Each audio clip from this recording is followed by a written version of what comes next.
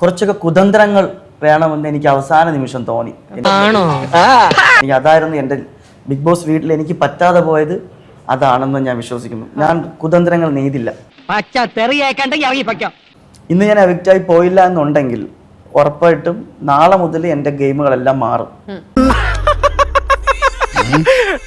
എന്റെ കൺമുമ്പിൽ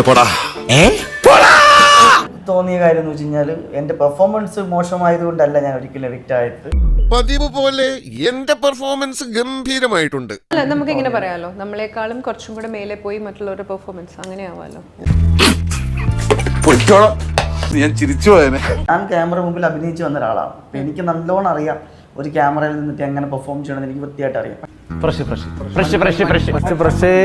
ഞാനായിട്ട് തന്നെ നിന്നിട്ടുള്ളൂ. ഒരുപക്ഷെ ഞാൻ ക്യാമറയ്ക്ക് മുമ്പിൽ പെർഫോമൻസ് കൊടുത്തിരുന്നെങ്കിൽ ഞാൻ ഈ 35ാമത്തെ ദിവസത്തിൽ ഇവിടെ ഇറങ്ങില്ല. ഇനിയെങ്കിലും നിനക്കൊന്ന് കരഞ്ഞൂടെ? ഒരു തുള്ളി കണ്ണീരെങ്കിലും പുറത്തു വരട്ടെ. നീ ഉള്ളി പൊട്ടി കരയണം, ഞങ്ങൾക്ക് എല്ലാവർക്കും അറിയാം. ഇപ്പോഴും ഇറങ്ങേണ്ട ഒരാളല്ല ഞാൻ.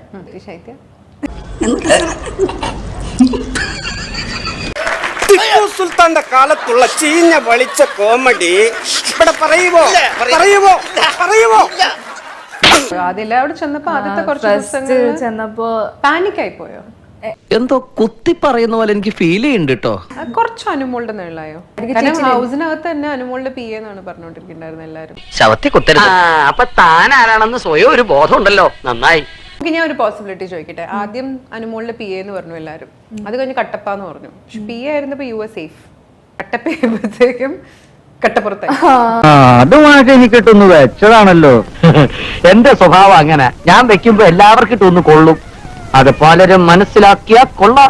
ആക്ച്വലി ജെന്യൂൻ ആയിട്ട് നിന്നിട്ടുള്ളൂ. അവളുടെ അടുത്താണെങ്കിൽ ആ ഒരു ഫ്രണ്ട്ഷിപ്പ് ജെന്യൂൻ ആയിട്ട് നിന്നിട്ടുള്ളൂ. ബട്ട് അവള് കുറച്ച് ഫേക്ക് ആയ പോലെ എനിക്ക് ഫീൽ ചെയ്യാൻ തുടങ്ങി. തൊലിക്ക് നല്ല കട്ടിയാണല്ലേ. എന്നെ കുറിച്ചും പല തെറ്റിദ്ധാരണകളും അനു ഉണ്ടാക്കിയിട്ടുണ്ട്. പച്ചവെള്ളം ചവച്ചു കുടിക്കണ പഞ്ചപാവം അങ്ങോട്ട് ഇറങ്ങിയില്ലടേ. നിങ്ങൾ രണ്ടുപേരും കൂടി ഇന്ന് ജിസേലിനെ കുറ്റം പറഞ്ഞിട്ടുണ്ട്. ലാലേട്ടന്റെ എപ്പിസോഡ് വന്നപ്പോഴത്തേക്കും ശൈത്യ പറഞ്ഞു, അയ്യോ എനിക്കൊന്നും മനസ്സിലായിട്ടില്ല, ഞാൻ പറഞ്ഞിട്ടില്ല. അത് അപ്പൊ തോന്നിയ ഒരു ബുദ്ധിയാ. ബുദ്ധിയല്ല, തെമ്മാടിത്തരം. ഇതാണ് നിന്റെയൊക്കെ സംസ്കാരം. അപ്പൊ ആ സമയത്ത് ഈ ഒരു വേർഡ് വന്നത് ഞാൻ ശ്രദ്ധിച്ചിട്ടില്ല. അത് കഴിഞ്ഞപ്പോഴാണ് വിഷ്വല് കണ്ടപ്പോഴേക്കും ഞാൻ എന്താ മൈൻഡ് ഔട്ട് ആയിട്ട് ഇരുന്നേ. ഒറ്റിക്കൊടുത്താൽ കിട്ടുന്ന നക്കാപ്പിച്ച കാശിനായിരുന്നെങ്കിൽ ഞാനത് പിച്ചയായിട്ട് തരുമായിരുന്നല്ലോ. പക്ഷെ അതൊന്നും അല്ല തന്റെ ഉദ്ദേശം. നിന്റെ ബുദ്ധി എനിക്ക് മനസ്സിലാവും. പല സമയത്തും ശൈത്യ പറഞ്ഞത് അവൾ അങ്ങനെയൊക്കെ പറഞ്ഞോ, ഇതൊന്നും ഞാൻ കേട്ടിട്ടില്ല. കേൾക്കാതിരുന്നാണ് തലയാട്ടിയത്. എന്താ ഉറക്കം വരുന്നു. വൈൽഡ് കാർഡ് എൻട്രി വന്നു കഴിഞ്ഞപ്പോ ഇവിടെ പല ആൾക്കാരും അവൾക്ക് പല രീതിയിൽ അവളെ ട്രിഗർ ചെയ്യുന്നുണ്ട്. പക്ഷെ അവള് കരയുന്നില്ല. അതാ നിന്റെ വിഷമം അല്ല പിന്നെ? ഞാനും ശ്രദ്ധിക്കായിരുന്നു, അനങ്ങിയ കരയുന്ന അനു ലാലേട്ടൻ ഇത്രയും ആ എപ്പിസോഡിൽ പറഞ്ഞിട്ട് പോലും ഒരു കണ്ണുപോലും നിറഞ്ഞു. ഒരു ധൈര്യം ഉണ്ടാവും. നഷ്ടപ്പെടാനൊന്നുമില്ല എന്ന് തോന്നുമ്പോ, നേടാൻ ഒരുപാടുണ്ട് എന്ന് തോന്നുമ്പോ ധൈര്യം ഉണ്ടാവും. എന്താ അവര് വിചാരിക്കുന്നത് പോസിറ്റീവ് ആണെന്ന് എങ്ങനെയോ അവൾക്ക് കിട്ടിയിട്ടുണ്ട്. ഞാൻ ചെയ്യുന്നത് കുളിക്കുമ്പോൾ ഞാൻ മൊത്തം ആലോചിക്കും എന്തൊക്കെ എന്റെ ഭാഗത്തുനിന്ന് വീഴ്ചകൾ എന്തൊക്കെയാണ്, എന്തൊക്കെ നല്ല കാര്യങ്ങൾ ഞാൻ സംസാരിച്ചു എന്നൊക്കെ ഞാൻ അനലൈസ് ചെയ്യാറുണ്ട്. ഭയങ്കരമായ ആള്, പറയാൻ വാക്കുകളില്ല. ഇന്ന് എവിക്ഷൻ ആയി ഔട്ട് ആവാതിരുന്നെങ്കിൽ എന്താണോ അനു നമ്മുടെ അടുത്ത് കാണിച്ചുകൊണ്ടിരിക്കുന്ന ഡ്രാമ, അതിന്റെ ഡബിൾ ഡ്രാമ അതിന്റെ അടുത്ത് ഞാൻ ചെയ്യാനുള്ള പ്ലാനിങ് എനിക്കുണ്ടായിരുന്നു. നമ്മളിപ്പോ ഒരു കാര്യം ശ്രദ്ധിച്ചോ, നമ്മൾ സംസാരിക്കാൻ തുടങ്ങിയിട്ട് ഓൾമോസ്റ്റ് 1/2 മണിക്കൂറായില്ലേ? അനുവിന്റെ കാര്യം മാത്രമേ ഉള്ളൂ. Simple as it is. എന്തോ എന്നെ ഇഷ്ടമാണ് ആളുകൾക്ക്. അല്ലല്ല, അവിടെ അകത്താണെങ്കിലും അക്ബറിക്കയും ഇവരെല്ലാരും കൂടി പ്ലാൻ ചെയ്തു ഇനി നാളെ തൊട്ട് നമ്മൾ അനുവിന്റെ വിഷയം മിണ്ടൂലെന്ന്. അങ്ങനെയാണ് സംഗതിയുടെ കിടപ്പ്. നമ്മളായിട്ടൊരു സ്പേസ് കൊടുക്കണ്ട.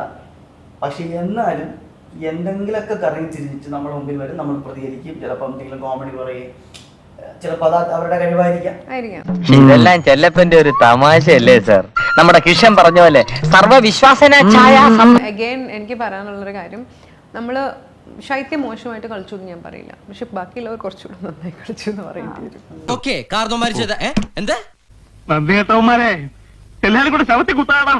അതെ, കാരണം ഇത്രയും വലിയ ഗതികെട്ടവൻ ഈ ലോകത്ത് വേറെ ആരെങ്കിലും ഉണ്ടാവും എന്റെ കർത്താവ്. പക്ഷെ തന്നെ ഈ വിഡ്ഢിവേഷം കെട്ടി ചാടിക്കുന്ന ഈ ചെറ്റകളൊന്നറിയണം, എന്റെ ഈ തലയ്ക്കും ഇത് ഒരു പരുന്തം പറക്കത്തില്ല. നാസിക്കിലെ റിസർവ് ബാങ്കിന്റെ നോട്ടടിക്കുന്ന പ്രസ് ഉണ്ടല്ലോ, കമ്മട്ടം, അതെടുത്തോണ്ട് വന്ന് തുലാഭാരം തൂക്കിയാലും മാരാരിരിക്കുന്ന തട്ട് താണു തന്നെ ഇരിക്കും.